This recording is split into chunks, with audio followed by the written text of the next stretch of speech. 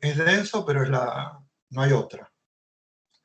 Como este año estamos más cortos con lo virtual y todo, vamos a tratar de abordar todos los problemas. Bueno, vamos a pasar, si ustedes quieren, el esquema que yo estaba enunciando era materiales, fuerzas, y ahora vamos a tratar de abordar la parte de la fuerza, entre comillas, van a entender por qué lo digo así, y lo opuesto a la composición geométrica. Para abordarlo, voy a tratar de desarrollarlo a partir de unos términos que ustedes habrán escuchado, que están extraídos de la obra de Joassi, siempre el de las axonometrías invertidas, dadas vueltas, pero de otra parte de su trabajo, en el que, en la historia de la arquitectura, trata de entender qué es lo que pasa con la arquitectura griega. La arquitectura griega, no se olviden, estamos hablando del Partenón, estamos hablando de la Acrópolis. La Acrópolis es la colina sagrada que estaba por encima de la ciudad de Atenas, y es un poco el origen de la arquitectura clásica, renacentista, clásica después.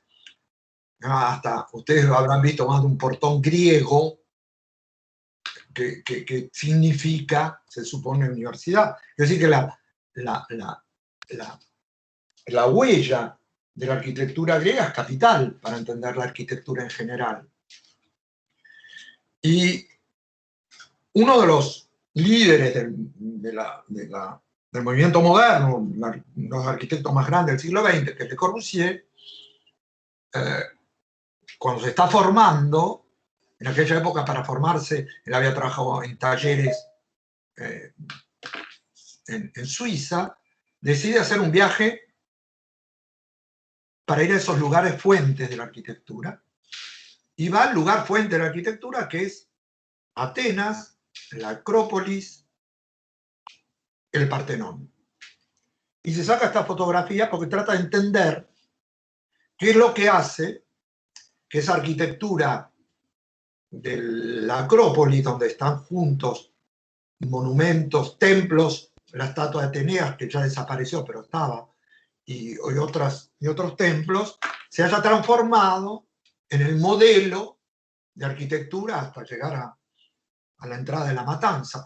¿De dónde viene todo eso? ¿Por qué es tan fuerte? Entonces dice, voy al sitio y voy a ir a verlo. Y en realidad, la Acrópolis de Atenas, es decir, paso a esta foto para que se entienda mejor. Lo primero que él va a remarcar es que la Acrópolis de Atenas tal cual es, y arriba se está viendo una foto en negro y blanco sacada por él, en la que se ve el Partenón arriba en la montaña, apoyado sobre un zócalo de la montaña, medio en ruina, porque es una foto en negro y blanco, estamos hablando de principios del siglo XX, porque ahí tiene un efecto fantástico, emocionante, uno se emociona, y cuando se aplica la misma forma en una ciudad como París, en el caso de abajo, que es la iglesia de la Madeleine, el efecto es mucho menor. Es casi una especie de cliché, una especie de maquetita puesta en ese lugar, pero no tiene el mismo efecto. Entonces dice, ¿por qué? ¿De dónde viene? Viene que está en la montaña, viene, ¿cómo se acomodan los monumentos entre sí? Es una pregunta que se hace mucha gente, y se hacía mucha gente, a todo lo largo del siglo XIX. A tal punto, porque cuando uno ve, y a esta foto voy, las reconstrucciones que se hacen del conjunto monumental de la Acrópolis de Atenas, por ejemplo, la Escuela de Bellas Artes, el Instituto de Atenas, etc., se mandan expertos para que hagan el relieve de de todos los monumentos que estaban antiguamente en la Acrópolis. Entonces estos dibujos, planta y elevación, son no tanto las ruinas, sino como uno suponía que estaba construido antes. Y lo que aparece, ¿ven? Arriba hay una muralla, se entra por una escalera que está a la izquierda, por lo que se llaman los propileos, el lugar de acceso. Atrás se ve, sobre todo en la elevación, se ve una estatua de Atenas, Atenea, que era la diosa de Atenas, y sobre la derecha aparece grande el monumento del Partenón, del que Le Corbusier sacó esas fotos.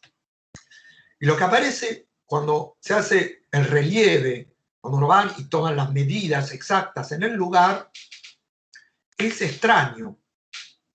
¿Por qué?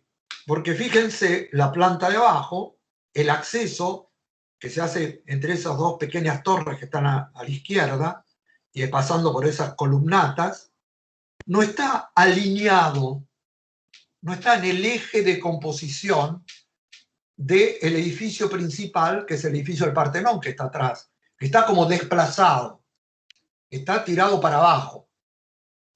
En general, si uno hubiera seguido las reglas de composición que les mostré al principio, que están dibujadas en un papel, el tipo que dibujó en el papel tendría que haber puesto la entrada en correspondencia con el eje del edificio principal, del Partenón.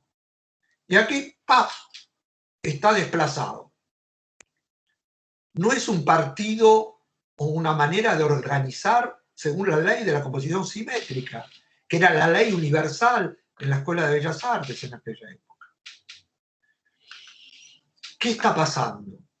¿Por qué el arquitecto Fidias, cuando dibujó el Partenón, el gran edificio que está atrás, estaba dibujándolo y pifió, le salió mal, se le movió el tablero o la computadora y no lo hizo en el eje? El edificio se le corrió para abajo. Es un poquito absurdo de significar eso. Debe haber alguna razón que explique eso, y es, de fondo, esta razón no puede ser la razón de la composición simétrica en planta, porque en planta no coincide. Y entonces, acá lo tienen en un dibujo aéreo, ven que la entrada, están las escaleras y a la que se llega a ese edificio de entrada, con la estatua atrás, no está en el eje del edificio principal, que es el Partenón, que se ve más arriba, que está desplazado hacia la derecha. Entonces, ¿cuál es la ley? ¿Cuál es el orden, si no es el orden de la simetría? ¿Cuál es lo que organiza, lo que hace que los griegos hayan construido, que no eran ningunos boludos, que hayan construido de esta manera desplazando los edificios? Y que ya eran modernitos, querían hacer una cosa original. ¿Qué es lo que? Pero igual, ¿por qué lo desplazan así? Y entonces, hay misiones, hay cantidad de gente que les pagan el viaje, estudian las ruinas, y hay un tipo que va a dar una respuesta. Y el tipo que da la respuesta es este tipo del que hablamos siempre, o que hablamos seguido acá, que se llama Choisy, Augusto Choisy. ¿Y qué es lo que Choisy da como razón para esta manera de desplazar los elementos en el conjunto monumental de la Acrópolis? Choisy da una razón para explicarlo, hace una serie de cuadros, como una especie de storyboard, como una especie de historieta, en la cual arriba, a la izquierda, uno entra por las escaleras de los propileos. Cuando llega arriba, ve lo que ve ahí, la estatua de Atenea en el medio y el edificio de costado. En la imagen de abajo a la izquierda encara el edificio del Partenón oblicuamente, y después termina con el edificio que está atrás. Es decir, hace una especie de suma de perspectivas locales o de cuadros que muestran las situaciones locales que se encadenan una atrás de la otra. Y en este caso termina por teorizar qué es lo que está pasando. Y lo escribe, yo no lo encontré traducido, se lo voy a leer.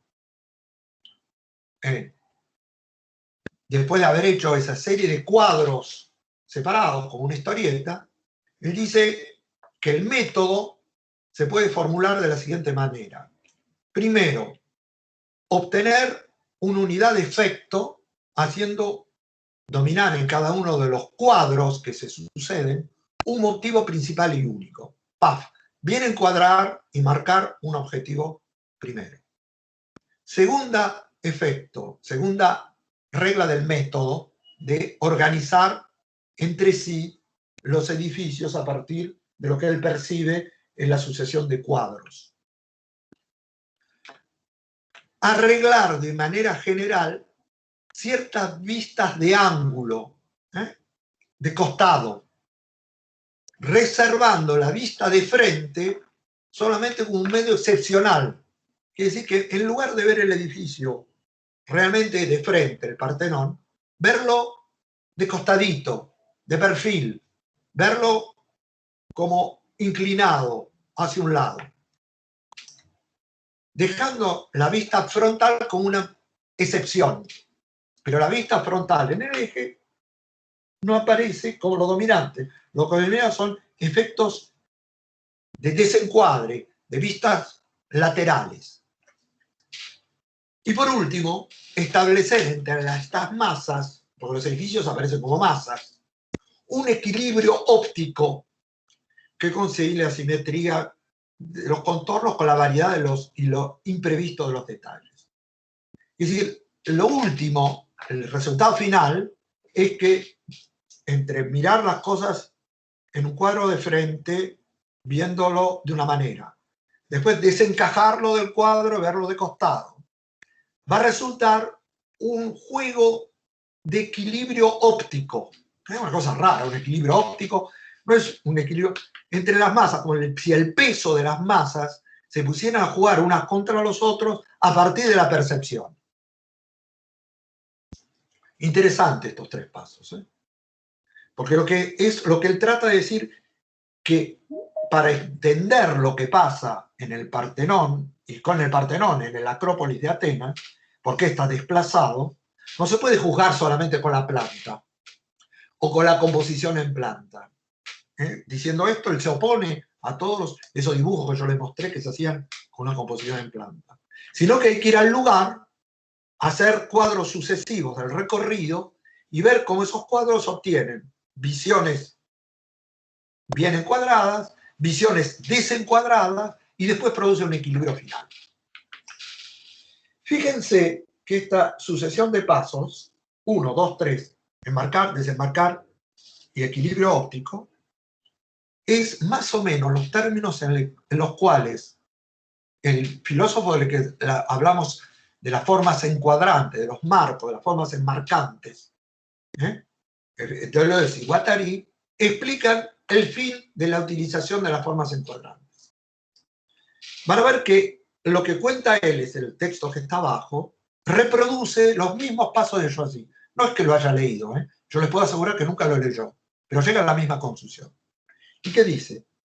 Encajar estos marcos, estas formas enmarcantes, o unir estos planos, lienzo de pared, lienzo de ventana, lienzo de suelo, lienzo de pendiente, es un sistema compuesto pletórico de puntos y de contrapuntos. Los marcos y sus uniones sostienen los compuestos de sensaciones, hacen que sostengan las figuras, se confunden con hacer que se sostenga su propia forma de sostenerse. Esto es la primera etapa.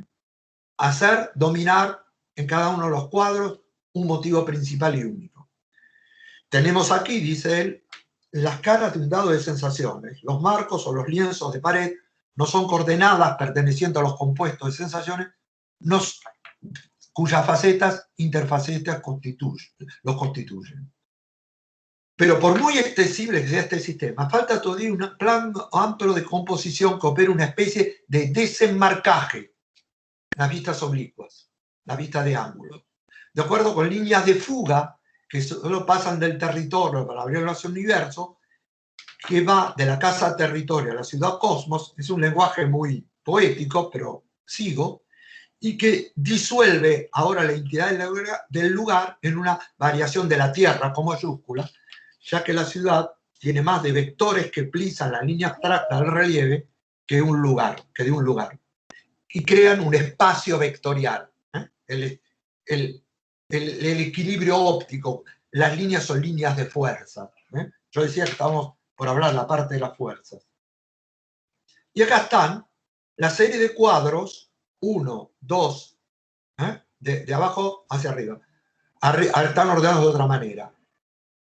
El encuadre arriba, el pasaje por la estatua, el desencuadre abajo, el Partenón y abajo. Es como una historieta, es un storyboard. Se van contando que las fuerzas en el lugar tienen que encontrar un equilibrio entre ellas, mostrando las cosas de frente y a veces de costado. Este tipo de pensamiento es el que Le Corbusier, de nuevo, años más tarde, unos 10 años más tarde, va la imagen de esa serie de cuadros en la que va a elegir Le Corbusier para lanzar su llamado a los señores arquitectos. Tres llamados a los señores arquitectos en un libro que se llama Hacia una arquitectura, libro fundante, publicado en 1922. Fíjense que para lanzar ese llamado, él elige una de los cuadros sucesivos de la historieta. No hace la sucesión, elige uno. ¿No? Acuérdense, la sucesión está acá, elige uno. Acuérdense, la sucesión acá, la misma. Y hace, ¿por qué elige uno? Les cuento rápidamente, y lo van a retener o no, pero muchas veces se habla de la relación que tiene el cine con la arquitectura como fue incluida por el cine. Lo que no se dice, y que vale la pena que lo sepan, es que el primer teórico del cine, que se llamaba uno de los más importantes teóricos del cine, al comienzo de la cinematografía, que era un ruso que se llamaba Sergio Eisenstein, deduce de estos cuadros sucesivos, para mostrar la organización de los edificios en el Acrópolis de Atenas, deduce de estos cuadros sucesivos lo que él llama la teoría del montaje. Es decir, cuando ustedes van y ven una película, ustedes no lo ven, pero las escenas están montadas unas atrás de la otra. Una persona está por entrar en una pieza y ven un cuadro, el tipo frente a la puerta. En el otro cuadro, el tipo ya aparece adentro de la pieza. Y montar una imagen con la otra, hace pensar que el tipo abrió la puerta y entró en la pieza. Eso se llama montaje. Y la teoría del montaje es una de las teorías que permite entender cómo uno hace una película, juntando una imagen al lado de la otra para crear un espacio movimiento, para crear el movimiento en el espacio. Mucha gente, y muchos teóricos también dicen que la arquitectura moderna está basada en ese movimiento. Lo que pasa que acá esto del movimiento de la arquitectura, del montaje de los cuadros sucesivos, está no en la arquitectura moderna, está usado para explicar la arquitectura más antigua, o una de las más antiguas, la arquitectura original griega. Quiere decir que ya en la Grecia antigua la idea del montaje o de la sucesión de imagen estaba presente. No hubo que esperar el cine para descubrir esto. El cine lo aprendió de la arquitectura.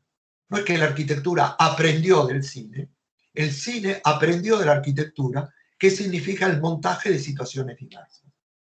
Pero lo que va a hacer, y por eso hago referencia al cine, lo que va a hacer Le Corbusier eligiendo una imagen, no es apostar al cine del montaje, en el cual ustedes juntan escenas diferentes, sino va a elegir una escena sola, un cuadro solo, que implica los otros cuadros, porque en este cuadro se ve atrás aparecer el Partenón inclinado. Y esto en cine, más tarde, va a aparecer con la idea no de espacio-movimiento, sino de espacio-tiempo, en lo que se llama el plano secuencia. Cuando un cineasta toma la cámara y en lugar de montar una tras de otra, prolonga la escena largo tiempo para mostrar el espacio total con una sola imagen. Y es lo que hace Le Corbusier cuando toma de ese sistema de cuadros sucesivos, no la totalidad, no la sucesión del recorrido, sino una imagen que envuelve al recorrido, que supone el recorrido, que incluye el recorrido. Muy bien. Lo que quiero dejarles claro que este sistema de ponderación de masa, fíjese de nuevo el concepto de peso, equilibrio de masas. Estamos hablando de términos que no tienen que ver con la geometría, que tienen que ver con la física. ¿Eh? Fíjense como el problema de la física y de la construcción tiene que ver con la construcción, pero tiene que ver también de la manera en que se acomodan los edificios entre sí. Quiere decir que el espacio arquitectónico, antes de ser geométrico, es un espacio físico, en que el elemento vertical de la gravedad no es equivalente al eje horizontal de la Tierra. Hay un eje Y vertical y un eje X horizontal que no son homogéneos como en la geometría, no, que no dicen lo mismo, sino que son diferenciales. Lo vertical es el peso, lo horizontal es donde el peso se apoya. Entonces ahora vamos a pasar al trabajo que les viene, que es el trabajo final, en el cual ustedes van a organizar la serie, van a organizar a partir de la serie de fragmentos o de fundamentales que analizaron, una arquitectura, una exposición de esos elementos, utilizando o aproximando entre sí, según estas leyes de la ponderación de masa, los elementos que han descompuesto o los fundamentales que han analizado en los ejercicios anteriores. Lo que les estoy mostrando con esta imagen, en la imagen superior, es la manera en que en el curso de los cursos de ingresos anteriores, cuando teníamos la posibilidad de hacer maquetas reales y no virtuales, se terminaba el curso. El trabajo final implicaba también una muestra general en la cual todas las maquetas analizadas se alineaban unas tras las otras.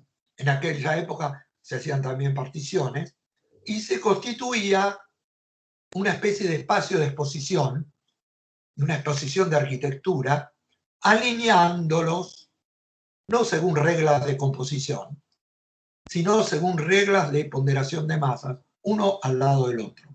Un poquito como las imágenes que están abajo, en las cuales se ve cómo se puede alinear fragmentos de arquitectura. O en estas imágenes de proyectos de alumnos, en que edificios se acomodan entre sí a partir de un suelo y a partir de un paisaje, sin obedecer necesariamente a reglas finales de composición geométrica.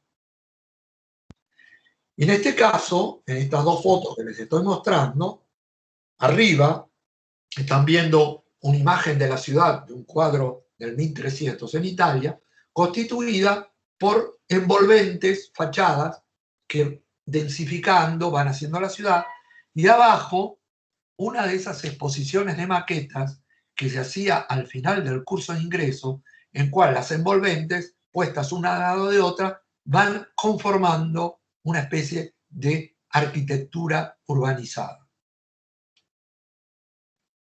Ahora ustedes pueden decirme, bueno, muy bien, estos espacios, ¿cómo se acomodan entre sí? Porque va a ser la pregunta que van a hacer. ¿Cómo hacemos para poner un techo al lado de otro techo, una envolvente al lado de otra envolvente, una envolvente al lado de un techo?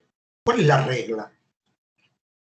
Yo les dije la ponderación de masas, pero eso cómo va a transformar el espacio, cómo lo va a modificar.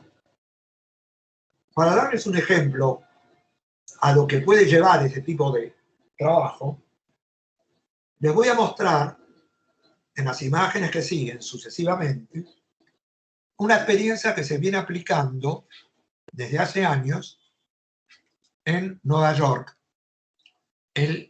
lo que se llama el PS1, PS1, y que lo hace el MoMA, el Museo de Arte Metropolitano de Nueva York. Se invita a jóvenes arquitectos que realicen un elemento, en este caso un techo y un piso, y que los constituyan un espacio de diversión, un parque de esparcimiento, un parque de exposición, en un patio que tienen en las afueras de Nueva York. Un patio que tiene una forma cualquiera. Y la presencia de esos elementos va a cambiar el espacio. Y alrededor de eso se van a hacer exposiciones, fiestas, y todo va a depender, en este caso es un sistema de techos que se repite, como acá, otro sistema de techos, en el mismo espacio. El espacio siempre es una especie de patio neutro. Nosotros vamos a tratar de hacerlo virtualmente en el espacio neutro que está atrás de UNLAM, del edificio de UNLAM, donde está ese gran galpón y el terreno deportivo.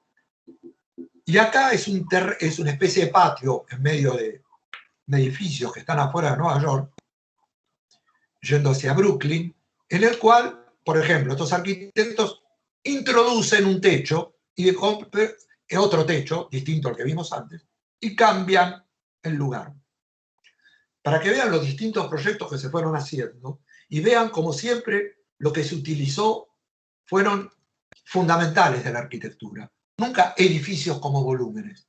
Lo que me interesa destacar acá es que todos estos trabajos, hechos, algunos realizados, otros no, trabajan en un lugar neutro, que es ese patio que tiene una forma bastante rara, y son elementos de arquitectura, son fragmentos de arquitectura, son materiales de arquitectura, pero no son volúmenes de arquitectura, no son espacios cerrados.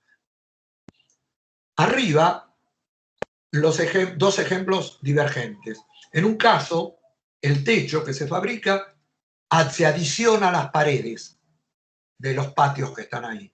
En ese techo triangular se adiciona a las paredes y deja el resto libre. En el ejemplo de la derecha, una especie de trama general del techo que baja también el envolvente, invade todo el patio y no deja casi ningún lugar libre. Dos técnicas diferentes, ninguna de las dos supone una caja cerrada. Acá dos otros ejemplos de otros actos realizados en el mismo lugar. A la izquierda, una especie de construcción alrededor de un cubo con estrella, que es como una especie de forma de cubierta autónoma que flota incluso por encima de las paredes que dividen los patios y forma esa especie de estrella azul, espacios nuevos de los que no se pensaba. No se acomoda a los muros que estaban, no trata de acomodarse al entorno, sino que se impone por encima. Lo mismo pasa con el ejemplo de la derecha, hecho por unos arquitectos españoles jóvenes, en el cual una especie de envolvente general se sobreleva y pasa por encima de los muros y transforma el espacio. Dos maneras de transformar el espacio utilizando no cajas cerradas, sino componentes, techo o envolvente, y transforman un lugar neutro, complicado, que es el lugar donde le están trabajando. Una especie de terreno vago, de patio sin importancia, que es el que está detrás del edificio. Ahí ven MoMA PS1, MoMA, Museo de Arte Moderno de la ciudad metropolitana, de la ciudad de Nueva York, y PS1, que es este proyecto experimental. A veces, en algunos de los casos, el caso de la izquierda, el trabajo fue centrado sobre el envolvente solamente, una especie de muro. Arriba ven la maqueta de ese muro y abajo lo ven realizado. Y basta ese envolvente para transformar el espacio neutro, sin calidad del patio. En otro caso, el caso de la derecha, el mismo patio, lo que se hace es un techo, nada más, que se lo apoya son una especie de trípodes, y el techo, ¡paf!, transforma el espacio que la gente lo habita, lo visita, lo cambia, etc. ¿Ven? Envolvente y techos. Es casi lo mismo que tienen ustedes entre las manos. Resultados variados, acá no los ordené, pero digo cómo la gente lo usa, hace fiestas distintas, y en ningún caso hay la composición de un volumen, sino la utilización de elementos, en general techo, pero también a la izquierda, nada más que envolventes, muros dobles. Vuelvo a la foto de lo que hacíamos precedentemente.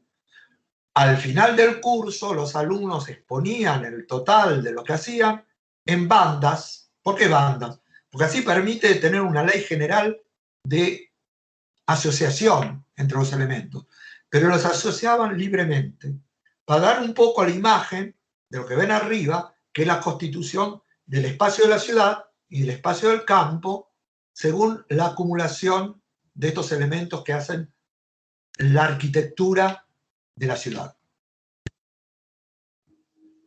Maquetas anteriores de envolventes que se mezclan, maquetas anteriores de techo que se mezclan, una publicación de lo que se hacía en un coloquio internacional, en lo que aparecen es justamente el aproximar entre sí estos elementos de maquetas de envolventes y de techos, otros tipos de combinatoria, esto hecho en Versalles, en otro lugar, cuyos resultados espaciales aparecen acá. ¿Hay algún problema, Javier? Ninguno, ¿por qué? No, porque escucho un sonido. Porque a veces se cae gente y vuelve a entrar. Y yo lo voy admitiendo. Está bien, está bien. No, tengo miedo que no se escuche. No, está saliendo todo perfecto. Acá tiene el resultado de una asociación de techos que van dando, como la ponderación de masa, van dando continuidades espaciales. Ahora, vamos a pasar a las bases del ejercicio que van a hacer ustedes. Para tomar como base de lo que tienen que hacer ustedes, les muestro rápidamente, en lo esencial, un proyecto que marcó profundamente los años 90 y que es el proyecto, fines de los 80 y principios de los años 90, que es el proyecto del Parque de la Villette para París, que realizó un arquitecto que se llama, sobre el cual yo ya he hablado, pero vuelvo a mencionarlo, y anótenlo porque estaría bueno que vayan viendo lo que él hace, que se llama Rem Koolhaas, con K, K-O-O-L-H-A-S-S, cuyo grupo se llama OMA, OMA, Oficina Metropolitana de Arquitectura, y que para ese proyecto, que era un parque al exterior, alrededor de un galpón de los Mataderos de París, que se transformaría en un lugar de exposiciones permanente, propuso organizar una serie de bandas paralelas, como lo están viendo en el dibujo de la izquierda y el dibujo de la derecha, que llenas de distintas maneras y son autónomas unas de otras. Y recorren el territorio, el terreno, de manera indiferente de la derecha a la izquierda en este caso. Acá lo tienen en la maqueta, ¿ven? Hay bandas, unas plantadas, otras trabajadas. Las bandas entran y salen y hacen que un territorio, que un terreno homogéneo tenga una especie de, como un pentagrama, sobre el cual se van a notar las cosas atrás. Y vean como en esta maqueta se muestra que esas bandas pasan al costado o a veces penetran en los galpones existentes. Ese es el modelo en el que nos vamos a basar para crear bandas sucesivas en las cuales ustedes, organizados por grupos, según los que les va a indicar Javier después, por grupos, con medidas y con todo, van a constituir estas exposición de arquitectura utilizando envolventes y techos, como hacían en el PIS-1 en el MoMA, pero acá generalizadas en estas bandas, y el galpón que aparece a la izquierda va a ser el galpón que está atrás de la UNLAM, donde vecino al campo de deportes.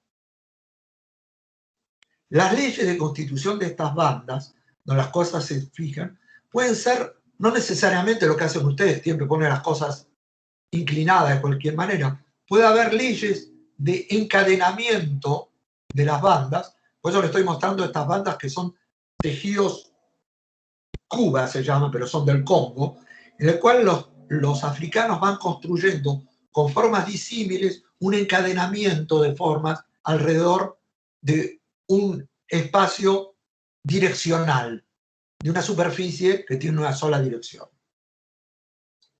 Como es el caso de este, tan redondo que viene, pero los otros espacios, fíjense, a la derecha se ven unas canchas de fútbol y de tenis que están todas enmarcadas y sucediéndose unas y otras en estos alineamientos. Acá está el modelo de lo que va a ser.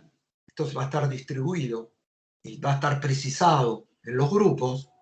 Esas bandas rojas en las cuales van a cada uno de las comisiones y los grupos y los individuos van a poner juntos los elementos fundamentales que elaboraron para crear un nuevo espacio.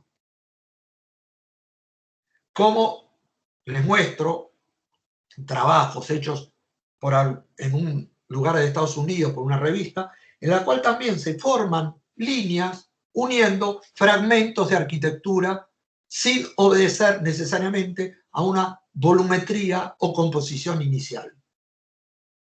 Ven, acá hay fragmentos de arquitectura distintos a los de ustedes, pero se van poniendo uno al lado de otro hasta formar un nuevo espacio arquitectónico. Otro ejemplo más, acá no están alineados, están puestos en un rectángulo, son distintos, pero fíjense cómo poner juntos fragmentos de materiales de proyecto dan resultados súper sorprendentes. Más que sorprendentes. Otro ejemplo, un poquito más lineal, estos son acumulaciones de otro tipo de proyectos. No lo que hicieron ustedes, que trabajaron más con los fundamentales, pero la lógica de asociación es la misma. Y aquí, para terminar, algunos proyectos que hicieron algunos de los ayudantes de ustedes en la electiva el año pasado, en el mismo terreno en el que van a trabajar ustedes, utilizando techos que entran y salen del lugar, del gran galpón, que entran y salen del galpón, no alineados como lo que van a hacer ustedes, pero en la misma lógica, ocupando el terreno baldío que está al costado. Los autores se reconocerán. Y ven como los resultados de la utilización de techos y envolventes esto es obra de alumnos de La Matanza, cambia totalmente la percepción de ese terreno vago que está atrás. Y no lo cambia haciendo un volumen o poniendo en el lugar un objeto como una cafetera con una forma más o menos rara, descompuesta, o no haciendo una forma rara para después materializarla, sino los materiales de proyecto permiten definir diversos usos espaciales. Y para terminar, aunque es una cosa vieja, este era el ejercicio que se hacía al final del curso, cuando se hacían las maquetas reales y se construía una gran maqueta que era lo que están viendo, el techo es el hangar que está atrás, del que van a entrar y salir ustedes, y acá se hacía una línea en zigzag, porque era otra época, otro elemento, y se acumulaban cada uno de los fragmentos, y les voy a mostrar porque hicieron un video, espero que hagan.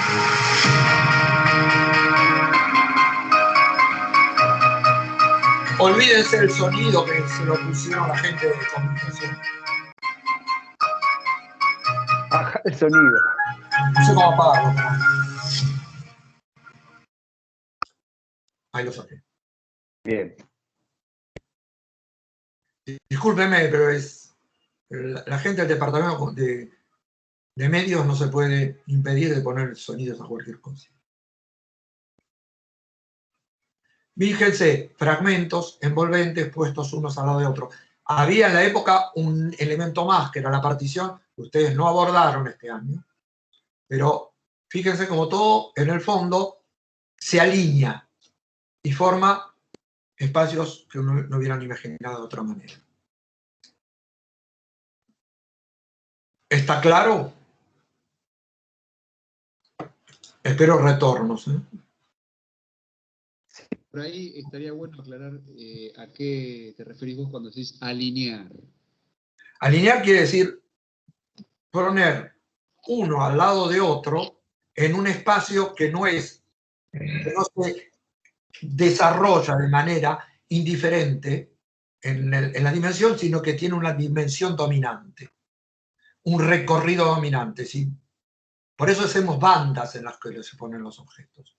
Porque si no, los objetos parten en todo sentido. Para tener un criterio de agrupación, mantenemos un ancho constante en el terreno de intervención para que entonces puedan formar una asociación orientada en un sentido. Y por consiguiente se organizan después recorridos en ese sentido. Es lo mismo que hizo, en cierto modo, en el proyecto de OMA para la Villette, para el Parque de la Villette, donde las bandas son alineamientos de bandas, no están puestas en cualquier sentido. Y eso hace, repito, es como el marco en el cual se desarrolla el resto. Son bandas, es como el pentagrama alrededor del cual se puede escribir la música. Bien, y quiero agregar que el modo de ir operando ahora, complejo, ustedes tienen que ir creando reglas propias de agrupamiento, de que hay algo que está jerarquizado por sobre otra cosa, que hay algo que está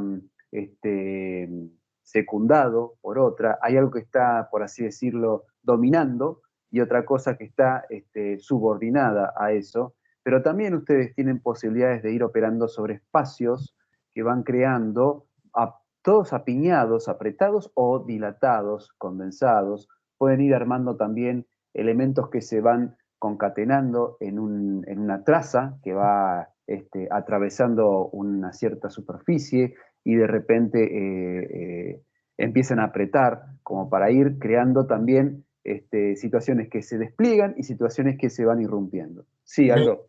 Sí, quería decir una cosa para explicar mejor todo lo de alinear, para que quede Bien. claro. Si no hubiera un límite en la expansión, en la colocación de los elementos, es eso dice alinear. No quiere decir que tenga una línea, en la línea pueden ir cambiando la orientación. Exacto. Pero es limitar la extensión del lugar donde se encuentran estos elementos. Crear entonces una especie de densidad. Lo que a nosotros nos interesa es que ustedes tengan acceso a la densidad de una textura. Voy a dar un ejemplo. Buenísimo. Si ustedes tienen, por ejemplo, un follaje de un árbol, el follaje de árbol no es una forma, es la acumulación de una serie de hojas y ramas que dan lo que se llama una textura, un follaje. ¿Estamos? Una ciudad es lo mismo. Una ciudad no es una forma cerrada, es una acumulación de espacios abiertos, cerrados, que dan una textura urbana. ¿Es cierto? Pensar la arquitectura como una textura es pensarla como un paisaje. Si yo, por ejemplo, agarro y pongo un follaje de un árbol al lado de otro follaje de otro árbol, después hago una ¿cómo se llaman esas cosas que están entre los terrenos? Una división plantada. Después puedo Medianera. no, medianera no. Hay otro término, pero no importa. Ven y corto las plantas para que me hagan una especie de muro. Al interior de ese muro, las hojas, las ramas, siguen haciendo una textura, pero las limito ahí. Les doy una densidad pertinente en ese lugar, porque si yo lo dejara expandirse por todos lados, no me producen esa delimitación. La idea es que estando en ese lugar delimitado a priori, ese lugar denso se diferencia del lugar abierto y en esa densidad pasan cosas distintas. Si yo dejara que cada uno tire las cosas como quiere, hubiera dado lugar a un caos y no una textura. Una textura supone una densidad de relaciones y lo que hacemos con estas bandas es orientarlo. Yo digo alinear porque van en una dirección, pero usen la palabra que quieran. Es densificar ciertas zonas y no otras. Y lo que van a crear son esas texturas arquitectónicas, como las texturas de un follaje, dándole un cauce. Y ese cauce son estos surcos, llámenlo como quieran, entre los cuales van a estar los elementos importantes. Puede haber lugares vacíos y después lugares ocupados, lugares vacíos. Y es este ritmo de ocupar y no ocupar lo que va a dar el límite. El límite de cada una de las intervenciones no va a ser un límite de una caja, sino el lugar en el que la textura espacial termina. ¿Me entienden? Es como una isla. Cuando vos tenés una isla, ¿eh? Vos la podés concebir como una línea que dibujaste y después la llenaste con tierra, en el medio del agua, y después la llenaste con tierra. Pero en realidad la isla no es eso. Una isla es la tierra que en un momento se para, y cuando se para empieza el agua. Acá va a haber un momento que se para la arquitectura y empieza el espacio no construido. Para poner un límite donde se para o deja de expandirse la tierra y flota en el medio del sitio tal cual es, fijamos esas bandas. Esas bandas es el límite de la isla. Es hasta ahí llega, pero no es el límite porque hay un muro y después no se puede construir, es el límite porque hasta ahí llega la tierra, la textura urbana, la textura arquitectónica, el espacio construido. Y después se para. ¿Se entiende lo que acabo de decir? La metáfora de la isla. Sí, profe. ¿No?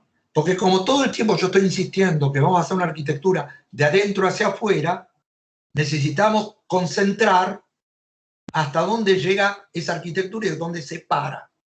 El límite de la línea o de la banda es el lugar hasta dónde llega, nada más.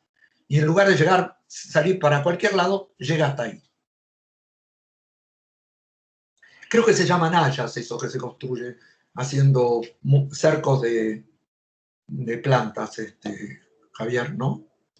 Ah, vos hablas de un cerco vivo, digamos. Sí, estoy hablando de un cerco vivo.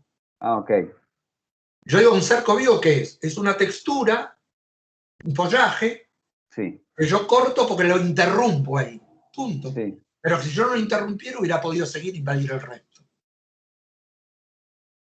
¿Se entiende? Sí, sí, sí. A qué preguntó el alineamiento. ¿Alguna pregunta más? Bueno, dudas, consultas. La verdad que una mañana recargadísima, Aldo. Yo lo sé. Pero Con como, todo. como tuvimos que este curso hacerlo muy rápido Sí. y resumir todo. Sí. No, lo que pasa es que todos estos conceptos que vos trabajaste hoy tienen que ver con lo que sucedió más lo que va a suceder. Así que es un punto nodal esta teórica. Por favor, esto va a estar subido al sitio donde ustedes vieron las otras charlas. Por otra parte, me imagino que también vieron la de Basal, como lo hemos mencionado varias veces. Y vayan una y otra vez sobre todos los conceptos que estuvo tirando Aldo. Sí, Gaby. Sí, yo quería hacer una aclaración que es bastante básica, pero que cuando hablan de sentido también, enganchando, digamos, con esto de sentido, que respeten también el sentido y la identidad del fundamental, que hay algunos fundamentales que son techo envolvente, otros que son envolvente techo, pero después hay otros fundamentales que es o techo o envolvente. Y algunos a veces se tientan a ese techo volcarlo y convertirlo en una envolvente, o esa envolvente levantarla y convertirla en techo, que ahí hay un límite que no hay que trascender, que es que cada uno tiene su lógica y no la podemos cambiar esa lógica. Ahora no. Cuando llegue, cuando esté muy, hay que estar muy entrado en carrera y evolucionado en cosas para cambiarlo. Estoy de acuerdo con vos. Quedamos con una cierta restricción disciplinaria y que guardemos todas inventividad de transformación para otro estado de la carrera. No, lo que yo quería que quede claro, esto me parece que con esta pregunta de la linealidad y las bandas, no es que tomamos el ejemplo de, quiero terminar ahí, porque me parece importante dejarlo para, si va, esto después va a ser escuchado de otra manera, que no se trata de tomar el ejemplo del proyecto del Parque de la Villette de OMA o de Coljas, porque fue un proyecto importante y que causó mucho debate y que marca un cambio en la manera de proyectar. Pero lo que me parece importante de ese proyecto y lo que tratamos de hacer nosotros es romper, si ustedes quieren, el concepto de la arquitectura pensado distinto a lo que pasa en la naturaleza. Integrar el concepto de cómo es un paisaje, un follaje, en el concepto en el que se piensa también la ciudad. No como forma, sino como textura. Y en ese sentido, las bandas, fíjense que las bandas en el proyecto de Coljas, como acá, atraviesan tanto el parque exterior, lo que está al exterior, como los galpones que están construidos. La idea es un poco abordar el problema de la relación de la arquitectura con su medio, con su paisaje, construido o no construido, no como una forma, un volumen al lado de un volumen, sino como una textura espacial mezclada a otras texturas espaciales. Y esa idea es una superación de la concepción de la arquitectura como un objeto que uno planta de cualquier manera en cualquier lugar. Entonces uno hace un edificio en La Matanza, como hace un edificio en Miami, como hace un edificio en Hong Kong, entonces pone una... Pero en realidad la relación con el paisaje no es solamente una relación sensible de mímesis, depende de la actitud con la que está pensado el proyecto. Si el proyecto él mismo está pensado como un paisaje, como una textura, como una sucesión de espacios de adentro hacia afuera, su relación con el medio también cambia.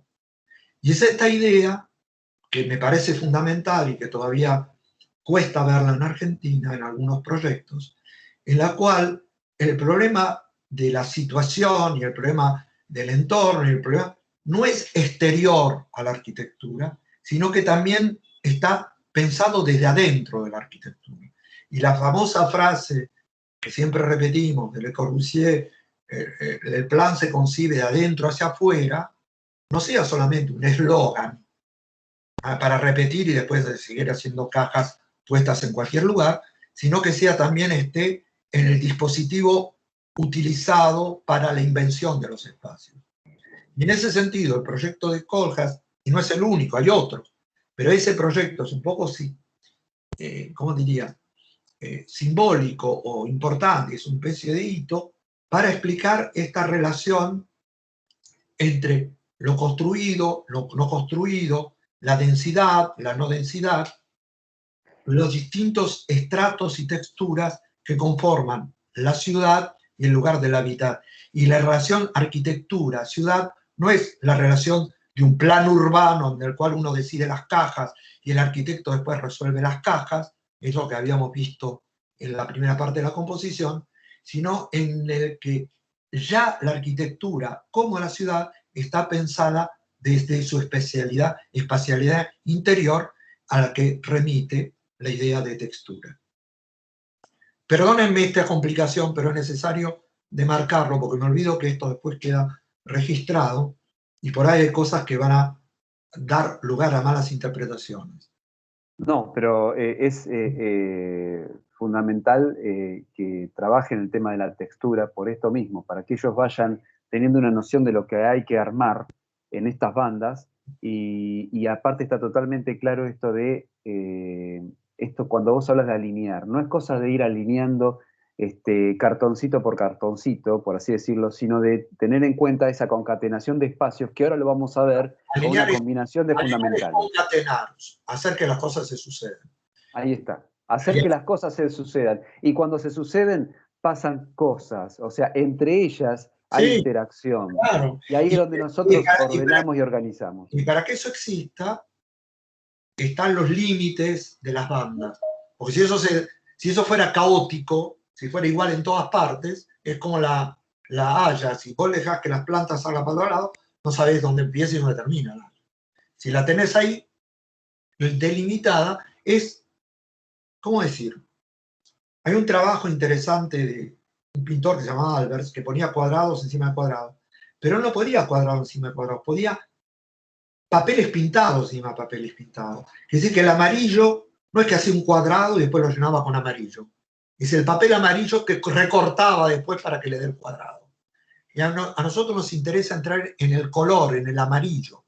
Y el amarillo, lo que están haciendo ustedes, es justamente esa sucesión de cuadros de la ponderación de masas, es la correlación entre los elementos, y es eso lo que va a dar la textura. Es un poco complicado, pero hay que tenerlo como principio en la cabeza.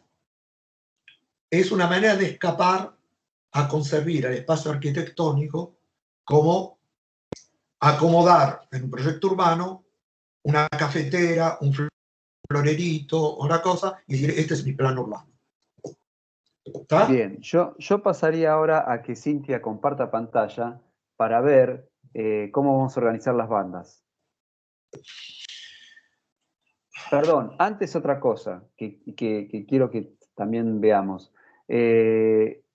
Ahora ustedes van a encontrarse con algo raro, que es la escala que tiene esto en comparación con la preexistencia. La preexistencia son los galpones estos que ya están modelizados, que son los galpones del fondo de la universidad.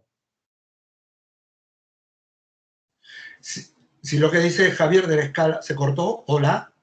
No, hola. Ah, me pareció que se cortó. No, yo quiero abundar de la escala. En algunas de las fotos que mostré, se ven que hay elementos que son muy grandes y elementos que son muy chicos. Muy importante la escala. No tiene la misma escala. Hay cosas que se tragan a otras. Hay cosas que están como contenidas en otras. Y eso no es un elemento a ignorar, es un elemento que la arquitectura puede jugar. A la diferencia de un objeto, la arquitectura tiene escalas diferentes. Exacto. Y no solamente el tamaño, la escala no es solamente el tamaño, es la relación entre el edificio y el ser humano que lo habita. Eso es la escala. Claro.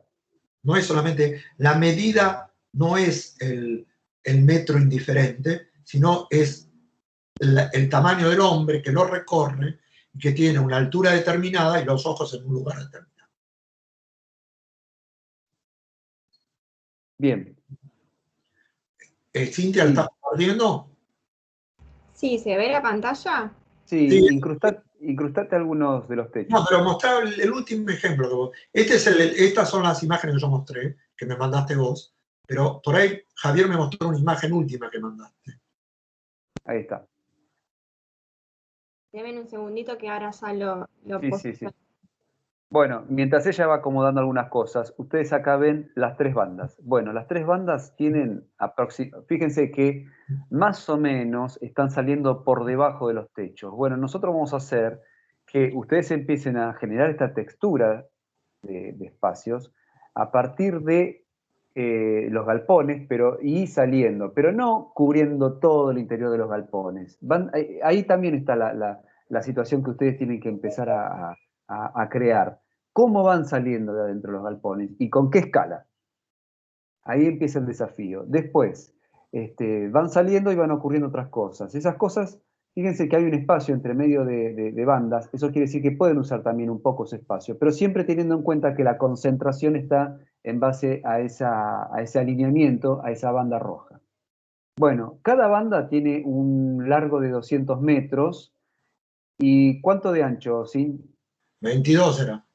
Y 22. Se me acaba de tildar, pero sí 22. Bueno, no importa. Y 22.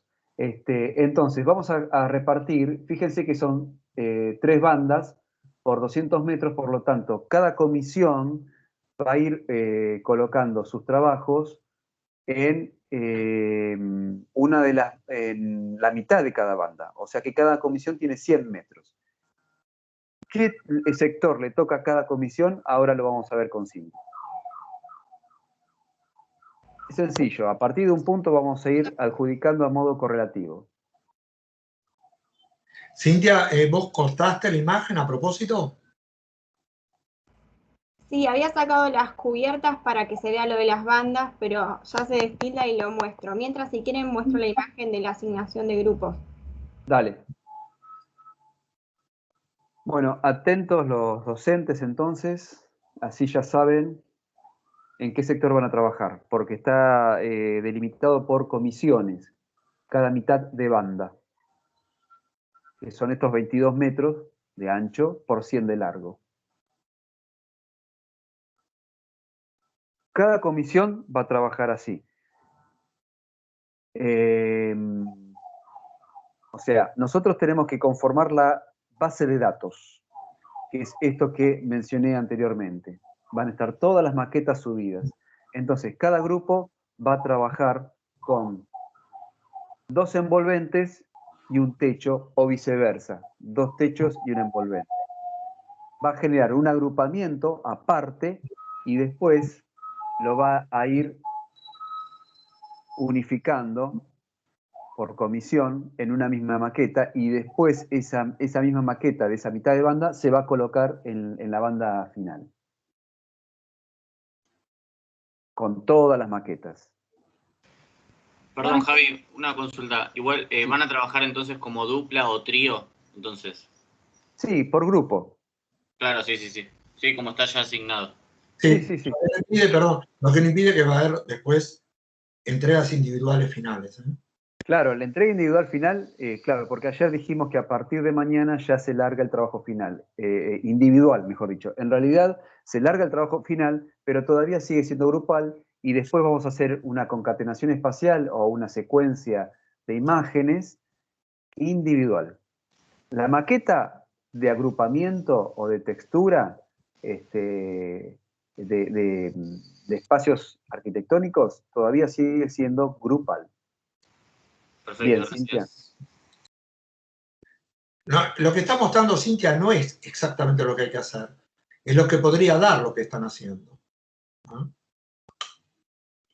Porque cuando está ese gran techo de Méndez de Rocha podría salir un poquito. Pero es para que vean cómo las cosas se pueden concentrar en ese lugar. Claro. Cuando dice Aldo salir, quiere decir que puede estar un poco desplazado de la banda roja. A eso. Y además puede dar lugar a que otras cosas entren abajo y que cambien. Exacto. Porque recuerden que después vamos a trabajar la secuencia de imágenes siempre caminando por estos espacios, no volando como un pájaro. Acá estamos trabajando como si fuésemos un pájaro, vemos como un dron, mejor dicho, ¿no? Bueno, pero después la secuencia de imágenes va a ser a modo perspectiva peatonal, exacto. Javi, Aldo, tengo una consulta. Respecto a este ejercicio, ¿van a trabajar con la cubierta o la envolvente en su totalidad o la pueden manipular, como pasó en la etapa final de los últimos 2 ejercicios? No, no están obligados a usarlas en totalidad. Perfecto. Pero no hay que tampoco insistir tanto sobre la división, porque hay algunas cubiertas que no pueden ser divididas.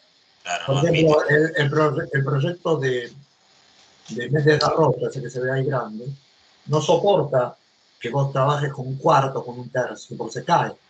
O el techo de Santa Caterina, lo puedes cortar en un sentido y en otro. Quiere decir que si se puede fragmentar, sí, pero no de cualquier manera. Y por otra parte, hay que sacar provecho de eso, que hay techos que son muy grandes y techos que son más chicos.